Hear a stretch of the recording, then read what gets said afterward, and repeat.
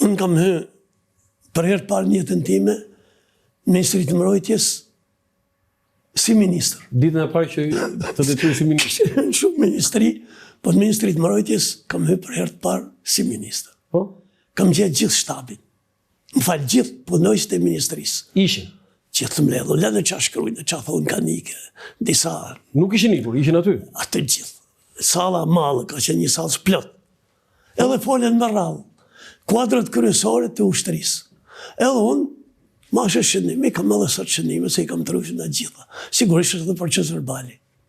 Ishin të prekull, të vrarë, në shpirt. Ishin të shgënjur? Ishin të shgënjur. Të traftuar? Po, edhe të traftuar, sepse qënolli. U shkërmoq ushtria. Ato kishin një jetë tanë që punot në të. Një jetë tanë që kalamaj, ata kanë shku në shkollë. Ata për atë ditë? Për atë ditë, u shkërmoq ushtria më në javë. Nuk ishte fajtë? Ishin të vrarë shpirtërisht. Dhe folën drejtorat, deri në ministri, shefi shtabit e tjerë e tjerë. Gjithë akuzohen në shikun. Sepse shiku, po, ka vrarë. Jo vetëm popo, po ka këshillu edhe ne kundër ushtrisë. Jo, një sekundë. Pra, se kam gjurë njërë. Po se keni gjë, po shumë gjana se keni gjë. Shiku në marsin në theshat ka qëlluar... Edhe njëherë, kundër ushtrisë, kështu thanë ato. Po pra po, kështu deklaruan në mbledhje. Ka qëlluar dhe ushtarët dhe oficerët. Në përmet, për shembull, kur ushtarak moren me ik, ato shikut i kanë qëlluar mbrapa. Thonin ato, kështu deklaronin mbledhje. Ata nuk e fusin kot. Po nuk thëmë që ja fusin kotë, unë në thanë që... Jo, janë të stake në fjallën. Unë thëmë ushtëria pra. Tani, një gjë si Ministri Mbrojtjes zoti Vukaj. Heroizmi më i madh i asaj periudhe ishte atyre pilotëve që urdhëruan për të bombarduar në jug dhe ikën shkuan në Itali. Ju si ministër, si e përcollët të ngjarje këtë raport se momentin që ju morët detyrën, ajo sa kishte ndodhur? E kishte ndodhur pak ditë përpara. Po pra, se 2 ditë, 3 ditë, 5 ditë. Por, shiko. Jepet urdhën me bombardu urën e Mifolit. Safet Gjulali, ish ministri mbrojtjes, në një intervistë nga Italia, thoshte që urdhën e ka dhënë presidenti, unë ja kam transmetu shefit të shtabit përgjithshëm shem e Kosovës, ai nuk e ka zbatu. Dhe në kujtimet e tij, shem e Kosova thot që unë nuk e kam zbatu dhe kam dhënë dorëheqjen me datën 2. Po. Tani, përsëri, Safet Gjulali ka dhënë urdhër të bombardohet. Ushtarak nuk e kanë zbatu. Edhe unë jam i bindur që mendoj përjashtim në një aventurieri, asnjë pilot nuk do të paranonte me bombardu urën e Mifolit. Dhe kjo kështu ndodhi? Edhe kështu ndodhi në fakt. Keni shumë drejtë aty. Pra, unë jam i bindur që ushtarak tonë nuk do të qellonin kundër popullit. Jam i bindur. I qua në më i këne nuk, me përjashtim në një aventurierit, në një rrugaqit. Gjithmonë gjinën. Por ushtria, ushtarak, oficerët kundër popullit nuk do të. Po të lexosh planin e luftimeve, është i llahtarshëm. Plani. Unë e kam botu, e kam gjetë mas shumë vitesh në arkivin e forcave të armatosura. Në atë kohë, vetëm qarkulloj llafe që ekziston, por sigurisht unë nuk e kam... Plani luftimeve për sulmuar jugun? Po. Kush e hartoi? Është pa firmë. Pa firmë? Pa firma. Vetëm shtabi i operacionit. Kështu është me harta, me hollësi do të sulmuar. Ai planifikonte detajt për të sulmuar të gjitha zonat? Me hollësi, deri dhe listat e njerëzve që do të pushkatoheshin. Deri përdorimi i lanëve helmuse që me konvent ndërkombëtar është ndalume. Po, nxori zoti Rakipi dhe u tallën. Nuk e di kush e ka nxjerr, por edhe një herë Do të thënë lista e personave që do ekzekutojnë. Kartohen lista që do të eliminohen. Ishin listat aty? Ja, plani ishin kartohen listat që të ekzekutoheshin persona. Eliminoheshin. Të eliminoheshin. Po personat çfarë profesionin këta? Këto që kishin ngrit kryq kundër rebelët. Po. Jo vetëm rebelët. Kush janë personat? Po hajde me rrevesh tash se. Janë me emër. Ua. Kjo është e vërteta. Do të thënë, ju jeni pari ministri i mbrojtjes që keni marrë detyrën kur nuk ishte ushtri. Ushtria ishte, shiko. Po nuk ishte ushtri tani. S'kishte ushtri. Nuk kishte ushtri. Ne kishim detyrë në atë kohë. Edhe Gralla, ministri i pari mbrojtjes. 1912. I kishte ca ushtarak aty. Shiko, me njëherë, me 13 mars, unë kam bënë një thirrje ndër televizionin shqiptar atë dhe unë rrezik. Po, ju kujtoj shumë mirë. Të nesërmen, oborri i ministrisë dhe salla janë mbush plot me oficerat liruar, që shprehin nga dishmenin, shkojnë ku të ketë nevojë atë dheu, në repartet ku kanë qenë, apo ku të ketë nevojë. Dhe unë nuk e kam zgjatë sepse në vendet ku keni qenë. Dhe ka pas për atyne edhe oficera madhor që kanë shku kanë bërë punën e erojës. Që kanë shku, kanë dalë dhe mbledh rrugash, materialet ushtarake që ishin hellë në Grabice. Çfarë ishte kjo ndjenjë? Kjo ishte ndjenjë patriotike. Këto ishin oficer ardhëtar, nuk ishin... Shiko, këto duhen... Nuk ishin interes? Ata ishin shpit vetë, ata në gjuhën darkë. Lajmet, nesër me në mjes, unë flashin ministri, kur jam qu, o borri plot në thonë. A kanë marrë në i vlerësim këta njerëz që... Fatkeqësisht, ja. Fatkeqësisht. Kjo është një akt që për Shqipërinë është rrallë. Nuk kanë pushu. Nuk pushon dhe zyra, ish oficera. Përfshi madhor. Gjitha kategorive. Të larguar nga puna? Edhe ishtë burgosët, kosët dhe vërhoqë. Që nga sa dik me këteshi. Që më kanë arë në zyrë, më kanë dhënë këshilla. Për mirë. Se dhatë një emër, më thuni disa emër. Që nga edhe një herë, pra... Sadik Bekteshi? Që nga Sadik Bekteshi, Raman Përdaku. Pa fol për oficera që ishin deri në fund. Dhe Raman Përdaku të ka rrëzir? Po, në atyre kam njoftë. Seriosisht, në kuptimin e mirë, më mjefshin këshilla. So në ishe civil, nuk... Po, sigurisht, ju ishe politikan. Pra kam fjallet e patriotizmi i këtyre njerëzve. Dhe e bënë me shpirt. Edhe sot kam në shpi 10 letra. Wow. Të asaj kohë që më qodin oficera apo njerëz nga 4 ande e Shqipërisë. Shumë emocionuese është. Mirë, pra, kjo është realiteti. Këta e njerëzit tonë. Pavarësisht pastaj, kur vjen puna me heri tjetër në Ezien, me Shami. Mirë, ajo që tjetër, por kjo është një akt. Kjo është realiteti. Kjo është e vërtet. Më dha disa gjëra, sidomos ky plani për bombardimin që ju e keni gjetur, po pa firmë, ëh? Është pa firmë. Që nga me hile. Po me hile janë bërë shumë gjana të këne, edhe vazhdojnë me bërë shumë gjana. Tani, kemi disa fotografi dhe do ta ndërthurim edhe setin e pyetjeve. Këtu jeni me Boris Jelcin, presidentin e Rusisë, paraardhësin e Putinit. Putinin e takuat? E kam taku njëherë një pritje. Sepse kredencialit e kam dorëzu këtij. Po atëherë që ishe Putini? President, kur e kam taku një pritje. Kur ishe president Putini? Po. Ishte thjesht dorë një pritje kaq. Një pritje? Si të duk? Shiko. Unë kam përkthy në Shqip kujtimet e Çernomyrdinit dhe Talbotit. Përfaqësuesit Çernomyrdini, ish kryeministri i Rusisë, dhe Talboti përfaqësuesi i Clintonit. Kur Clintoni e pa ngusht se NATO fillon me hedh viskla për bombardime, italianë të disa tjerë. Me që kishte marrëdhënie shumë të mira me Jelcinin, drejtori i Jelcinit, caktojmë 2 përfaqësues për të zgjidhur problem. Dhe Jelcini caktoi Çernomyrdinin, jo diplomat, inxhinier me profesion, po njëri shumë praktik. Dhe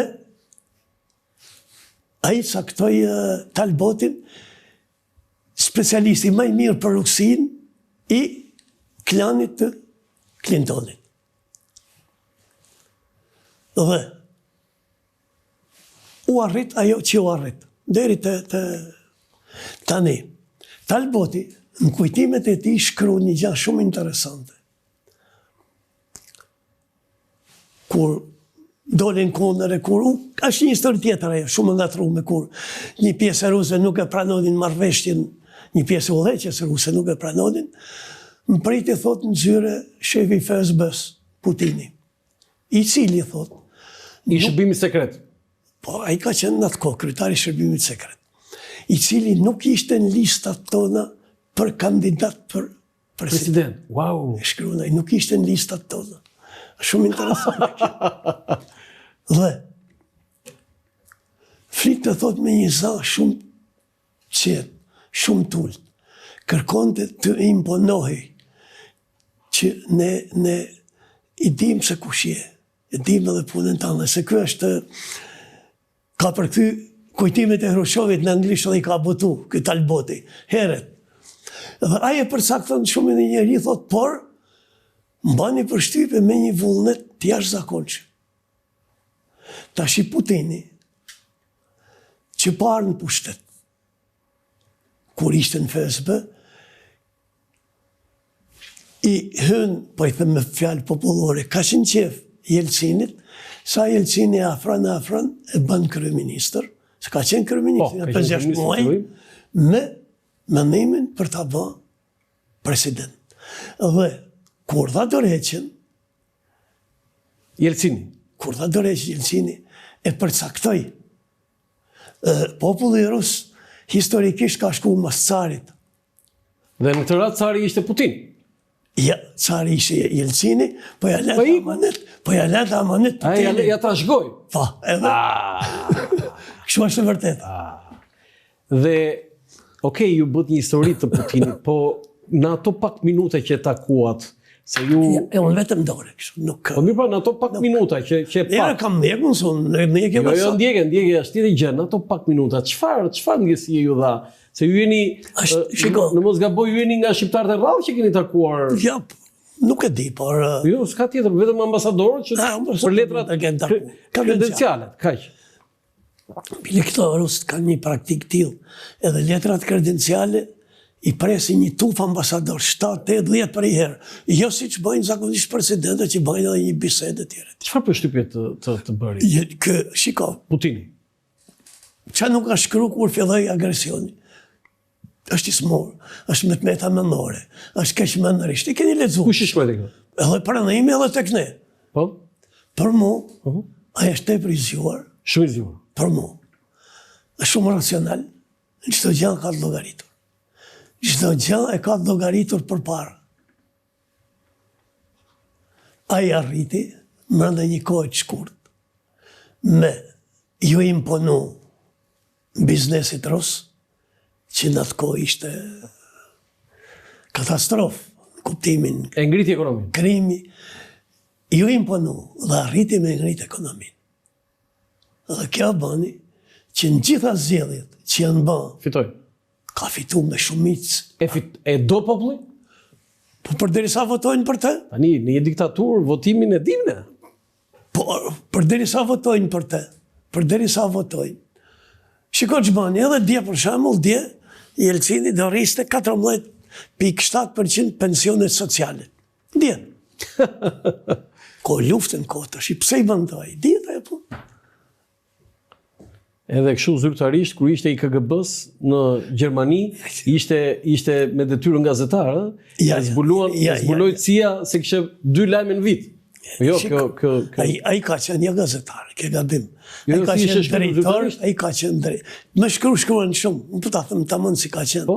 Ai ka qenë drejtor i shtëpisë kulturës të miqësisë në Dresden. Miqësisë sovjeto-gjermane. Kaq. Dhe botonte në shkrim. Po mirë, kjo është me kulturë, nuk shiko. Kjo nuk është marrë kështu. Kjo është popull. Nuk është as i shtresave të larta, kam parasysh politike, djali i këtij apo nipi i këtij. Baba i tij gjatë luftës. I jati i tij ka qenë gjatë luftës ka bërë punën e karrocierit. I jati i këtij. Po gjyshi? Gjyshi ka qenë guzhinjer me Leninin. Guzhinjeri me Leninin, jo. I Lenin. Në stafin. Në stafin e guzhinjerit. Gjyshi i Putinit ka qenë guzhinjeri i Leninit. në ato mencat që hanin, ke parasysh që ishë mas revolucionit, ashtu ka qenë Buzhinjer. Tani, ky ka jetuar është rritë në Rusi, në Fukaradhekun e asaj kohë, që ushin komunalka. 5-6 familje jetonin një katë, ku se cili kishte një dhomë, se cila familje, me banjët përbashkë, me kuzhinë përbashkë.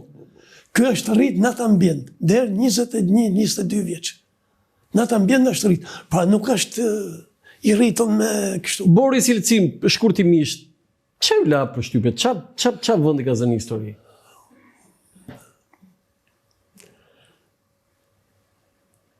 Shiko, ky është njeri edhe ky veçantë të tjenë. Ky ka qenë volejbolist. Duke që thej trupi gjatë? Edhe thonin shokët e ti, kur ne ishim në homje, edhe këti i këcente ajo vetja, ne na bande me fitu leshjen. Shokët e skuadrës. Shiko, kur nollën, për shato 91-shin që u sulmo, kë hypimi tank. Po për tanku? Pra ishte personi veçantë. Por vitet e fonit degradoj. Nga pia? Anë shletësore, me pipite shumë. Pinte, shumë. Vodka. Po nuk po them, por shleti u lollë, edhe në. Ishte, për shumë majmë në kur kam shku në Korrik 98-ës, deri në 10 orë nuk në ka prit me dërzu kredencialit. Edhe u banja 15 apo 16 ambasador, në bani bashkë. Edhe më takoj mund të parit, se si mas Kosik ishte shku, kush kishte shku. Kush ishte përparë. Foto tjetër.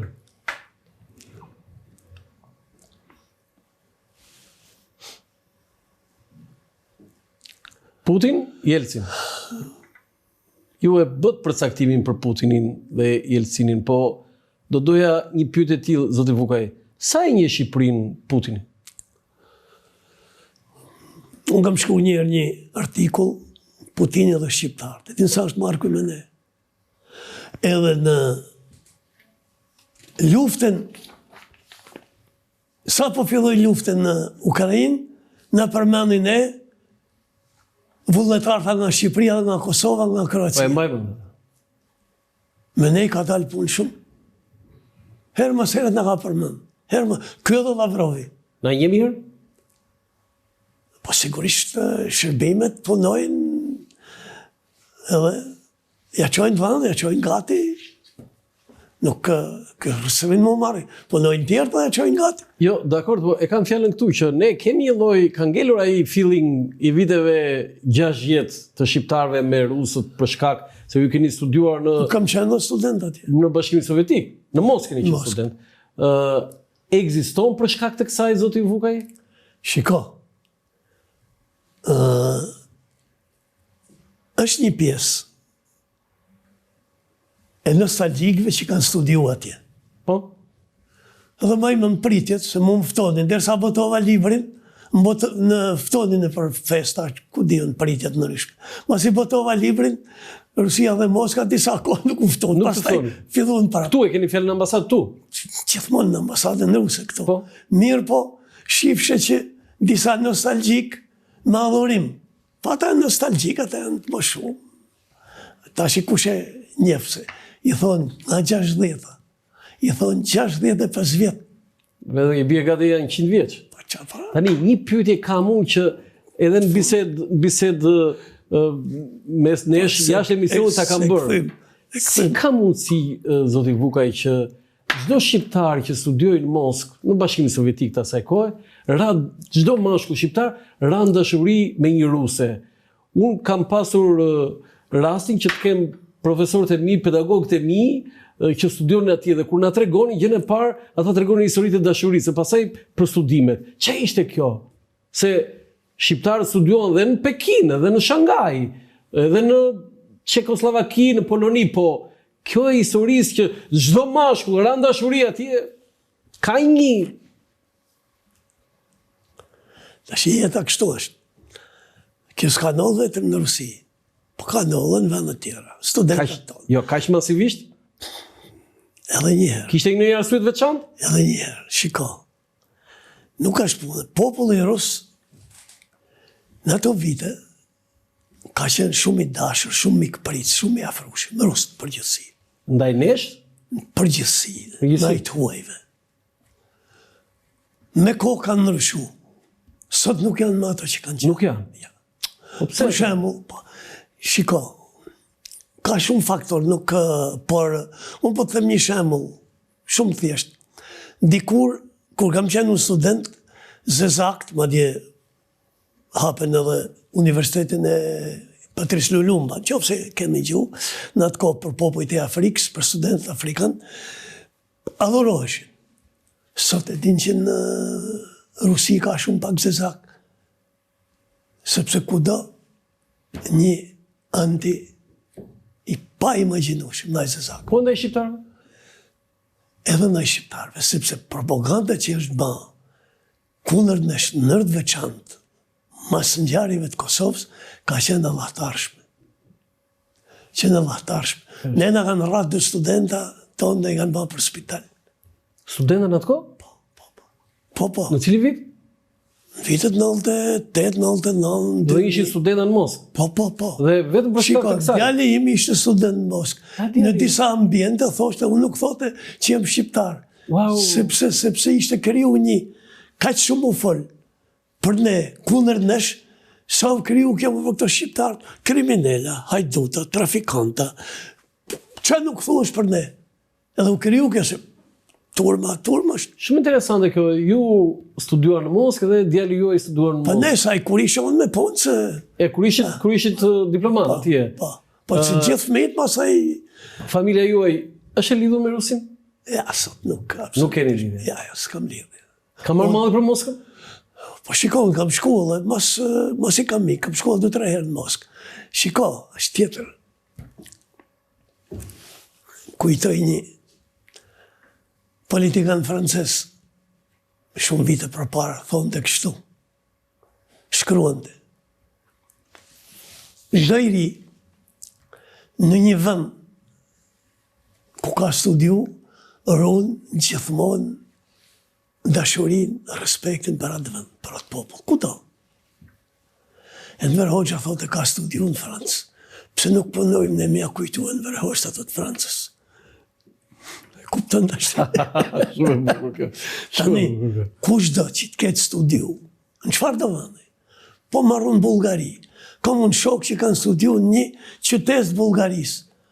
Ato të pare në vend Bulgarin. Se është rinia. Të më liten shumë gjana. Kështu është jeta. Ka shqiptarë tani në Rusi? Nuk e di.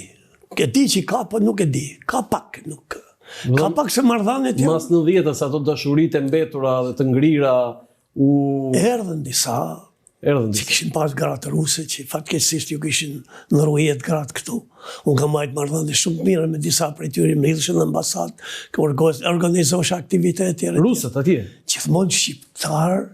Shqiptar që kishin mbetur atje? Që u kthyen mas 90 në Rusi. Ai që u kthyen në Rusi shqiptar.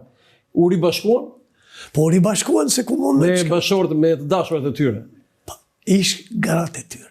Me ish gratë. Unë kërkova pastaj edhe fëmijët tonë, edhe kam gjetë disa fëmijë tonë, të njerëzve tonë. I kam gjetë, i kam afro, i kam ftuar për aktivitete. Fëmijë të kujt personaliteti? Shqiptarëve tonë. S'ka rëndësi të kujt, por të shqiptarëve tonë. Unë e kuptoj. S'ka rëndësi, ka pas disa, jo 1-2. Ismail Kadare ka shkruar poezi shumë të bukur për vajzat ruse. Ka me të më nduket në një. Jo, i ka me emër atje, Lora. Ajo djetë, ajo Lora. Pa të me emër. Po ajo është një lloj personifikimi dhe simboli i foto tjetër. Të bukurat dhe bisha është një nga titujt më të bukur kur Putini bëri një foto me sportistet, morën medalje të artë mos gaboj, në vitin 2022, ekipi gjimnaseve në mos gabojë diçka tjetër, që fituan rusët. Dhe ai bëri një foto si që bën në këto takime. New York Post, të bukurat dhe bisha. Një titull aq më ka pëlqyer. Po. Dhe në fakt filloi lufta, Në 2022. 2022. Ja pra. 6 mart 22. Filloi lufta. Shiko, rusët në përgjithësi janë të bukura. Vajzat. Vajza gara. Pse? Duket këto spjegojnë këto specialistët, është një popull ku në përzije shumë gjakra. Shumë. Ai ka qenë pushtuar nga mongolët, nga tatarët, nga... Për shembull, Rusia sot ka rreth 25 milion musliman. 25 milion? Po nga 143 milion që është Rusia, rreth 25 milion janë musliman. Nuk e di këtë. 25 milion. Pra, Çeçenia. Pa i ngushet e Çeçene, e tjerë, tatare, kjo pjesa tatare, se tatarët janë edhe musliman edhe kristian, por pra këto shpjegojnë kështu. Këta, për kjo përzierje, kanë nxjerrë si një racë e bukur. Foto tjetër? Rroft misia shqiptaro-sovjetike. Ajo është fyqëret e shehun e Xhmia Hoxha. Po. Ishin vite të bukura të marrëdhënieve përtej politikës, të marrëdhënieve popullore mes dy popujve, zoti Vukaj? Shiko, ato ta thash, janë popull shumë mikpritës, popull i dashur, i afrushëm. Në atë kohë. Flasim për në atë kohë. Në atë kohë. Vitet 50-60, vitet 50 deri në 60. Atë u prishën pastaj.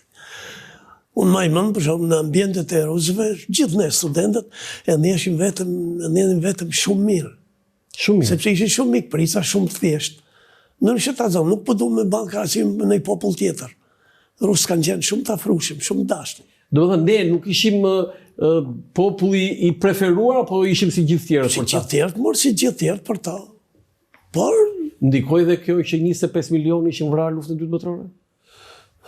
Të një shifra thonë për ma shumë, po... Më shumë, ha? Ma shumë. Se... 27. Se shifra zyrtare është 50 milion vrarë luftën e dytë botërore.